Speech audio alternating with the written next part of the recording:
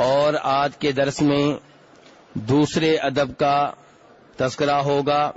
اس کے بارے میں کتاب کے مؤلف کہتے ہیں والبشاشہ، کہ اسلامی آداب میں سے یہ ہے کہ جب آپ اپنے کسی مسلمان بھائی سے ملیں تو آپ کے چہرے پہ مسکراہٹ ہو، آپ کا چہرہ کھل رہا ہو، آپ کے چہرے پہ غصہ نہ ہو، بھائی کے لیے محبت آپ کے چہرے پہ نظر آ رہی ہو. ہمارے نبی علیہ الصلوۃ والسلام کے بارے میں امام ابن ماجہ رحمہ اللہ روایت کرتے ہیں، جناب جریر بن عبداللہ البجلی رضی اللہ تعالی عنہ سے، وہ کہتے ہیں کہ جب سے میں مسلمان ہوا ہوں کبھی ایسا نہیں ہوا کہ نبی علیہ الصلوۃ والسلام نے مجھے اپنے پاس آنے سے روک دیا ہو، کوئی پابندی لگائی ہو، اور جب بھی آپ نے مجھے دیکھا، جب بھی آپ کی نگاہ مجھ پہ پڑی تو آپ مسکرا اٹھے، آپ نے تبسم فرمایا، مسکراہٹ کا اظہار فرمایا. یہ نبی علیہ الصلوۃ والسلام کا انداز ہے اپنی امتیوں سے، اور یہی انداز ہونا چاہیے میرا اور آپ کا اپنے مسلمان بھائی سے. نبی علیہ الصلوۃ والسلام بڑے ہو کر بھی تمام نبیوں کے امام ہونے کے باوجود عام امتی کے لیے مسکراتے ہیں، تبسم فرماتے ہیں. تو میرے بھائیوں، مجھے اور آپ کو چاہیے کہ ہم بھی اپنے مسلمان بھائیوں کے لیے مسکراہٹ کا اظہار کیا کریں، بلکہ اپنے مسلمان بھائی کے لیے مسکراہٹ کا اظہار صدقہ ہے. کیا ہے؟ صدقہ ہے. جناب ابو ذر رضی اللہ عنہ روایت کرتے ہیں کہ نبی صلی اللہ علیہ وسلم نے فرمایا، جب تم میں سے کوئی اپنے مسلمان بھائی کے سامنے مسکرائے اور اچھے چہرے کے ساتھ اسے ملے تو یہ تمہاری طرف سے اس پہ صدقہ ہے، یعنی کہ اس پہ اجر و ثواب ملے گا، نیکی ملے گی. اور امام مسلم رحمہ اللہ روایت کرتے ہیں نبی صلی اللہ علیہ وسلم سے، آپ نے فرمایا لا تحقرن من المعروف شیئا، نیکی چھوٹی ہو یا بڑی ہو اسے حقیر نہیں جاننا چاہیے. آپ نے ایک مسجد بنائی بہت بڑی، اور پھر اعلان ہوا کسی اور مسجد کے بارے میں اسی دن، اسی مہینے، اسی سال یا آئندہ سال، کہ وہاں پہ ایک اینٹ کی ضرورت ہے. تو آپ دل میں سوچے میں نے تو بہت بڑی مسجد بنائی ہے، ایک اینٹ کا کیا فائدہ؟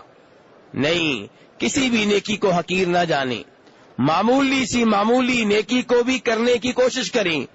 روز قیامت آپ ایک ایک نیکی کے محتاج ہوں گے. فرمایا ولو ان تلقى اخاك بوجه طلق، اگر اپنے مسلمان بھائی کے سامنے اس حالت میں آؤ کہ تمہارا چہرہ کھلا ہوا ہو، تمہارے چہرے پہ مسکراہٹ ہو، تو یہ بھی نیکی ہے، یہ بھی حاصل کرو، اسے معمولی نہ جانو، اسے حقیر نہ جانو. تو خلاصہ کلام یہ ہے کہ مسلمان بھائی سے جب ملنا تو آپ کو دیکھ کے اس کے دل میں خوشی داخل ہو، آپ کو دیکھ کر اس کی پریشانی دور ہو جائے. یہ ہے بشاشت جس کا شریعت حکم دیتی ہے، شریعت جس کی ترغیب دیتی ہے. اس کے بعد کتاب کے مؤلف کہتے ہیں وَالْأَكْلُ بِالْيَمِينِ وَالشُّرْبُ بِهَا، دائیں ہاتھ سے کھانا کھانا اور دائیں ہاتھ سے پانی پینا. وَالتَّسْمِيَةُ عِنْدَ الْإِبْتِدَاءِ، کھانے کے شروع میں اللہ کا نام لینا. وَالْحَمْدُ لِلَّهِ عِنْدَ الْفَرَاغِ، جب کھانا کھا لیں تو اس کے بعد اللہ کی حمد و ثنا بیان کرنا. یہ بھی اسلامی آداب میں سے عظیم ترین آداب ہیں. نبی علیہ الصلوۃ والسلام فرماتے ہیں اذا اکل احدکم فلیأکل بیمینہ، جب تم میں سے کوئی چیز کھانے لگے تو دائیں ہاتھ سے کھائے. وَإِذَا شَرِبَ فَلْيَشْرَبْ بِيَمِينِهِ، جب تم میں سے کوئی چیز پینے لگے تو اپنے دائیں ہاتھ سے پیے. فَإِنَّ الشَّيْطَانَ يَأْكُلُ بِشِمَالِهِ وَيَشْرَبْ بِشِمَالِهِ، بائیں ہاتھ سے کھانے والوں بائیں ہاتھ سے پانی پینے والوں یاد رکھو یہ شیطان کا کام ہے. بائیں ہاتھ سے چیزیں کھانا، بائیں ہاتھ سے کوئی چیز پینا، یہ شیطان کا کام ہے، یہ مسلمان کا کام نہیں ہے. اس حدیث کو امام مسلم رحمہ اللہ نے روایت کیا ہے. افسوس ہوتا ہے کہ آپ جیسے لوگ جو نماز پڑھنے والے، حج کرنے والے، عمرہ کرنے والے، آپ میں سے بھی کئی ایک مسجد نبوی میں بیٹھ کے، درس میں بیٹھ کے بائیں ہاتھ سے پانی پی رہے ہوتے ہیں. تو باقی لوگوں کا کیا حال ہوگا جن کو پتہ ہی نہیں مکہ کسے کہتے ہیں، مدینہ کسے کہتے ہیں، حج کس چیز کا نام ہے اور عمرہ کھانے والی چیز ہے، پینے والی چیز ہے، جن کو یہ پتہ ہی نہیں، ان کا کیا حال ہوگا. تو میرے بھائی اس لیے جب بھی کوئی چیز کھائیں کس ہاتھ سے کھائیں، اور جب بھی کوئی چیز پیئیں کس ہاتھ سے. اور آپ کا بیٹا بھی یہی کچھ کرے، آپ کی بیگم بھی یہی کچھ کرے، انہیں بھی عادت آپ نے ڈالنی ہے. نبی علیہ الصلوۃ والسلام کے سامنے ایک صاحب بائیں ہاتھ سے کوئی چیز کھا رہے تھے، پی رہے تھے. آپ نے کہا دائیں ہاتھ سے کھایا پیا کرو. وہ کہنے لگا جھوٹ بولتے ہوئے کہ میرا دایاں ہاتھ کام نہیں کرتا. آپ نے فرمایا پھر نہ ہی کرے. اس کے بعد اس کے دائیں ہاتھ نے کبھی کام نہیں کیا، جھوٹ بول رہا تھا. تو اس لیے میرے بھائیوں دائیں ہاتھ سے کھانا کھایا کریں اور دائیں ہاتھ سے پانی پیا کریں. اس کے بعد کتاب کے مؤلف کہتے ہیں کہ کھانے کے آغاز میں پانی پینے سے پہلے، کوئی چیز پینے سے پہلے بسم اللہ پڑھ لیا کریں. امام بخاری اور امام مسلم روایت کرتے ہیں کہ نبی صلی اللہ علیہ وسلم کے ساتھ عمر بن ابو سلمہ بیٹھے ہوئے تھے رضی اللہ تعالی عنہما. عمر بن ابو سلمہ کون ہیں؟ ام سلمہ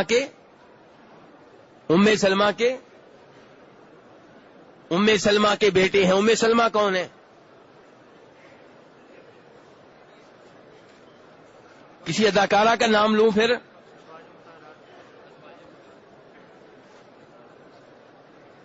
اگر کسی انڈین گلوکار کا نام لوں تو میرے خیال میں اکثر لوگوں کو جواب آتا ہوگا، لیکن میں نام لے رہا ہوں صحابہ کرام کے، نبی علیہ الصلوۃ والسلام کی بیویوں کے، اور یہ ہمیں نہیں آتے، افسوس کا مقام ہے. ام سلمہ کون ہیں؟ آپ کی کیا لگتی ہیں؟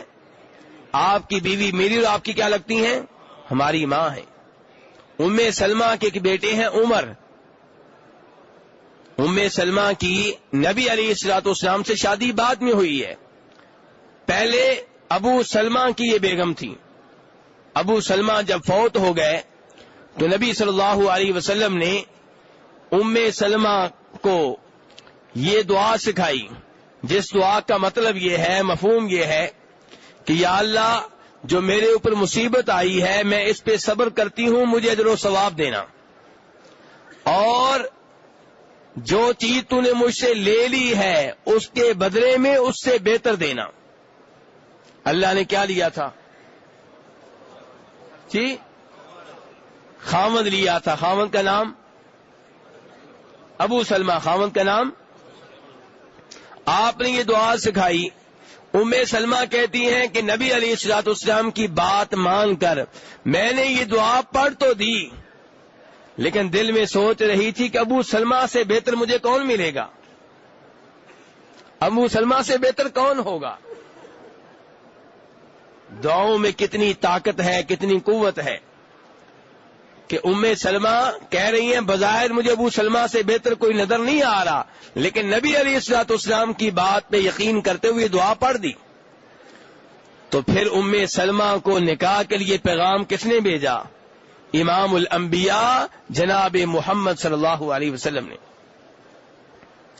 اب ام سلمہ پریشان ہیں، نبی علیہ الصلوۃ والسلام جیسا خاوند کہاں ملے گا، لیکن ساتھ ہی اپنی اس اولاد کی فکر ہے جو پہلے خاوند سے ہے، ان کا کیا بنے گا. نبی علیہ الصلوۃ والسلام کی خدمت کرتے کرتے کہیں ایسا نہ ہو کہ اولاد کو توجہ نہ دے سکوں. تو نبی علیہ الصلوۃ والسلام نے ان کے سارے اشکالات دور کیے، اور پھر ان سے نکاح کیا تو عمر بن ابو سلمہ ام سلمہ کے وہ بیٹے ہیں جو کس خاوند سے ہیں؟ ابو سلمہ سے ہیں. تو یہ کہتے ہیں کہ میں نبی علیہ الصلوۃ والسلام کے زیر تربیت تھا، آپ کی گود میں تھا، آپ کے گھر میں تھا، آپ مجھے پال رہے تھے، آپ میری پرورش کر رہے تھے، آپ میری تربیت کر رہے تھے. میں ایک دفعہ آپ کے ساتھ بیٹھ کر کھانا کھا رہا تھا، وہ پیالہ جس میں کھانا تھا اس میں میرا ہاتھ کبھی ادھر جاتا کبھی ادھر جاتا، کبھی یہاں سے کھانا لیتا کبھی وہاں سے لیتا. تو نبی علیہ الصلوۃ والسلام نے فرمایا یا غلام سم اللہ وکل بیمینک وکل مما یلیک، کہ بیٹا اللہ کا نام لے کر کھانا کھایا کرو. کس کا نام لے کر؟ یعنی کہ بسم اللہ پڑھ کر. وکل بیمینی کا، جب بھی کھانا کھاؤ دائیں ہاتھ سے کھاؤ. وکل مما یلیکا، اور کھانا پیالے میں سے، پلیٹ میں سے، ٹرے میں سے. کہاں سے کھانا ہے؟ اس جگہ سے جو آپ کے سامنے ہے، آپ کے آگے ہے. دوسرے کے سامنے سے کھانا نہیں اٹھانا، کھانا وہاں سے لینا ہے. ٹرے کا وہ حصہ، پیالے کا وہ حصہ، پلیٹ کا وہ حصہ جو آپ کے سامنے ہے، آپ کے قریب ہے، وہاں سے کھانا لیں. یہ ہمارے نبی علیہ الصلوۃ والسلام آداب سکھا رہے ہیں. کتنا عظیم دین ہے ہمارا، کتنے عظیم نبی ہیں ہمارے. کھانے پینے کے آداب سکھائے، پیشاب پخانے کے آداب سکھائے، سونے کے آداب سکھائے، اٹھنے کے آداب سکھائے، بیگم سے تعلقات قائم کرنے کے آداب سکھائے. کون سا وہ حصہ ہے جس حصے میں اسلام نے ہماری رہنمائی نہیں کی؟ تو نبی علیہ الصلوۃ والسلام کیا فرما رہے ہیں کہ دائیں ہاتھ سے کھاؤ اور اس جگہ سے کھاؤ جو تمہارے سامنے ہے. ایسے ہی نبی علیہ الصلوۃ والسلام نے یہ بھی تعلیم دی ہے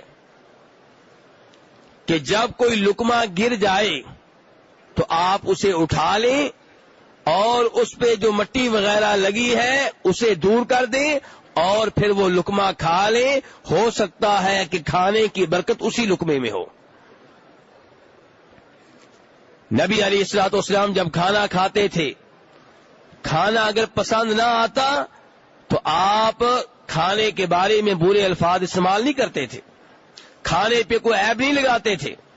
پسند آ جاتا کھا لیتے، پسند نہ آتا تو معذرت کر لیتے، لیکن کھانے کے بارے میں غلط الفاظ آپ استعمال نہیں کرتے تھے.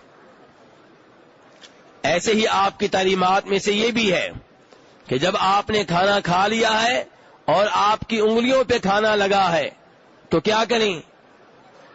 اپنی انگلیوں کو چاٹ لیں. ہو سکتا ہے کھانے کی برکت اسی کھانے میں ہو جو آپ کی انگلیوں پہ لگا ہے.